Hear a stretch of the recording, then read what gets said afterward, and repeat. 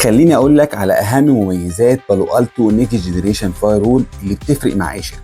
اب اي دي بيحدد كل ابلكيشن في الشبكه بدقه. يوزر اي دي بيربط السياسات باليوزرز مش بالاي بي. ثريت بريفنشن بيمنع الفيروسات والمالوير. يو ار ال فلترنج بيحميك من المواقع الضاره. ترافيك فيزابيليتي بيعرض الترافيك ويوضح المخاطر. نتوركينج فيرساتيليتي اند سبيد بيشتغل بسرعه وكفاءه في اي شبكه. جلوبال بروتكت بيأمن الموظفين اللي شغالين من بره. وايلد فاير بيحلل الملفات المجهوله ويكشف التهديدات. بانوراما بيدير كل الفاير وولز من مكان واحد. AI Powered Analysis بيكشف اي خطر جديد باستخدام الذكاء الاصطناعي.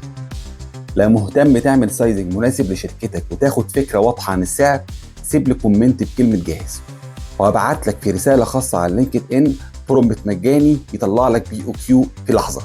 البرومبت ده هيحسب لك التكاليف بشكل لحظي وبسعر استرشادي، وهيساعدك تعمل كوتيشن لشركتك بسرعه وبدقه.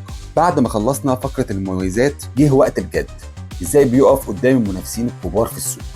في الجزء اللي جاي هنعمل مقارنه شامله ونشوف مين فيهم يقدر يديك الحمايه الكامله والتكلفه المناسبه لشركتك. خليك متابع.